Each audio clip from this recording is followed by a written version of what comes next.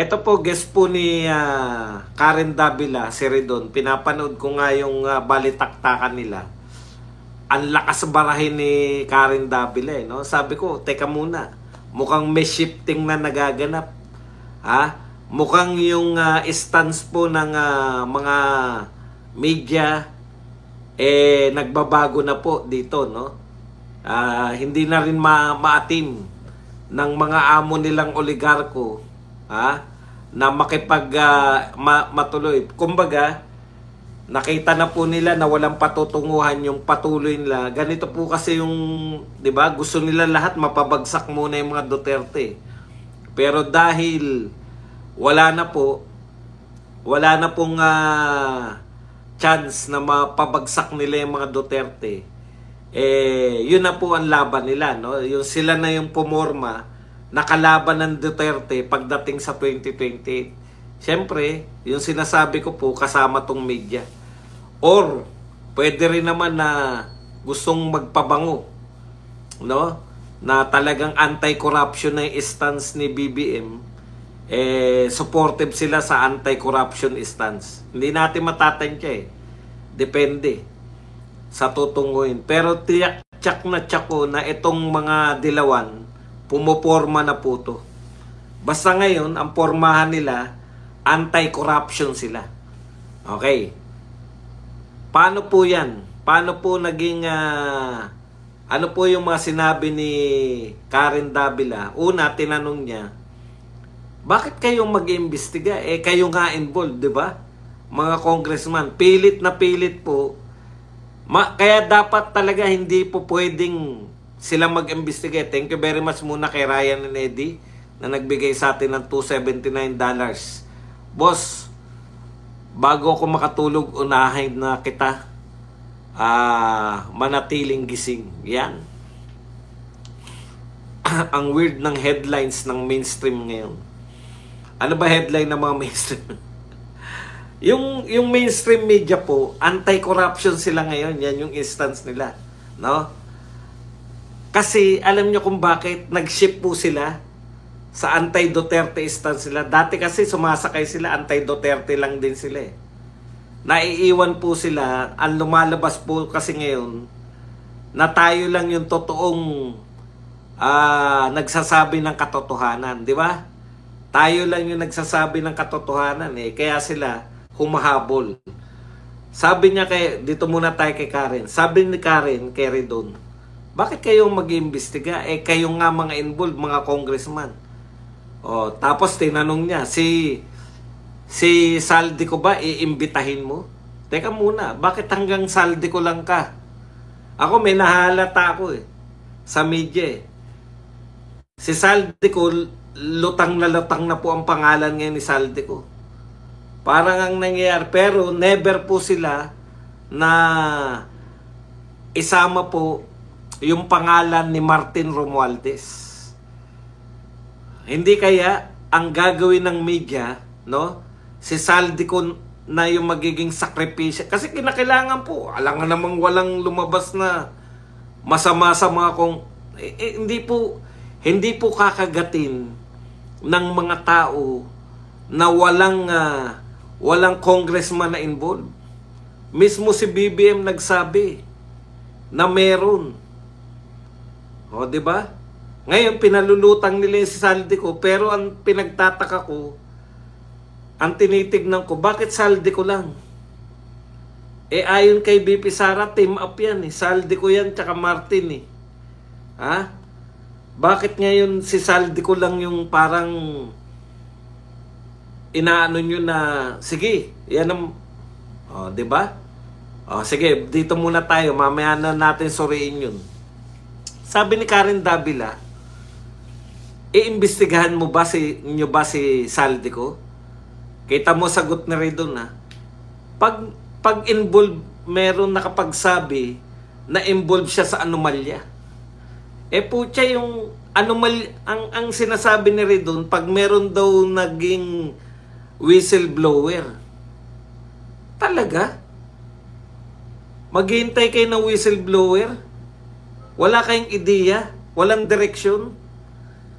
Nakita nyo po yung pagkakaiba ang direksyon nila para mapawalang sala yung mga congressman.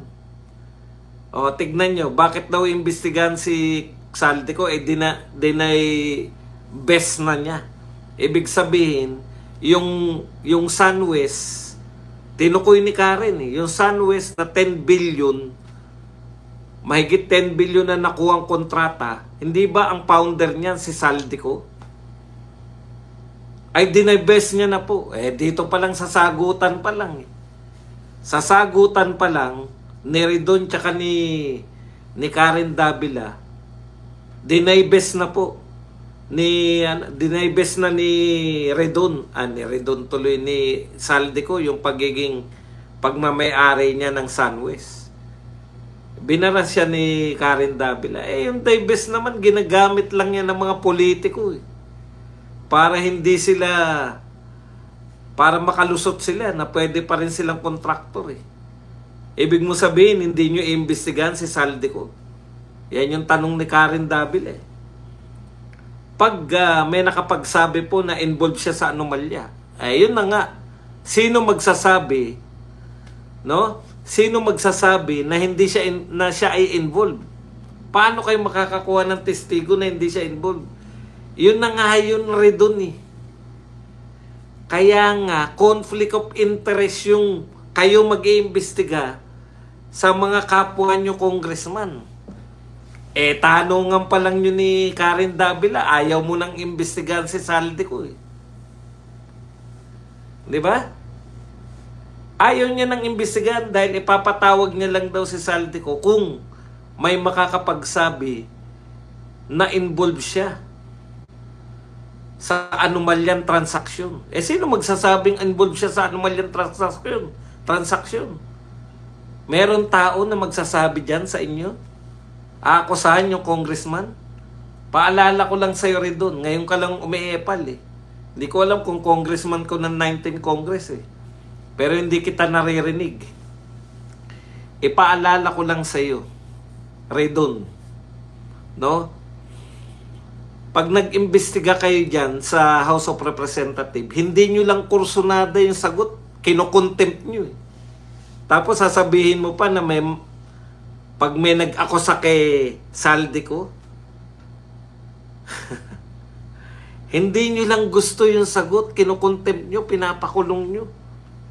Kahit sumasagot, kahit nakikipagtulungan. Hindi nyo lang kursunada yung sagot. Kinukontempt nyo. Sino maglalakas loob? Sino maglalakas loob na mag-akusa sa congressman dyan sa HOR? Parang sinasabi mo na, baliwala na rin to. Tapos wala pa naman daw anomalya. Wala pa raw anomalya dahil hindi pa raw sila step by step daw ang gagawin nila para makita daw kung may anomalya. Ano yung sinasabi ni BBM? Ano yung hinawakan ni BBM? Hindi pa ba anomalya sa yun? Superman ba si BBM na dumakot ng semento at nadurog sa kamay niya? Ano yung ginawa ni BBM? Palabas lang? Walang anomalya talaga? Hahabaan nyo lang hanggang mainit na yung mga tao tapos biglang wala na lang? Habang mainit pa, mag-imbestiga kay kunwari? Kanya-kanyang ligtas Ang ididiin nyo, yung mga DPWH pero hindi yung mga... Tapos kinukot niya pa si Sandro Marcos sa ibang bagay. Bakit hindi mo ikot si Sandro Marcos nang sinabi niya na hindi kayo dapat ang nag-iimbestiga? Yun ang magandang quotation. Sinabi ni Sandro Marcos, hindi dapat kami ang nag-iimbestiga. Bakit nag-iimbestiga pa rin kayo? Eto pinakamagandang tanong ni Karen Davila. Hindi ba pag-aaksaya yan ng pera ng taong bayan? Correct. Kung sa simula pa lang, ini-interview ka pa lang ni Karen Davila, nililigtas mo na yung mga senador, mga congressman na kakilala mo. Wala po yan. Mag-aaksaya lang kayo ng pera dyan. Ipaubayan nyo na lang yan sa mga senador. Manggugulo pa kayo O, sa bagay, wala naman talaga tayo aasahan dyan. Biruin nyo. Anong aasahan mo sa congressman na ang unang kaya nakilala? Kaya nakilala yung congressman na yan, di ba? Dahil sinisi niya yung dolomite na dahilan ng pagbaha sa Metro Manila. Anong aasahan mo dyan sa congressman na ang sinisi dolomite?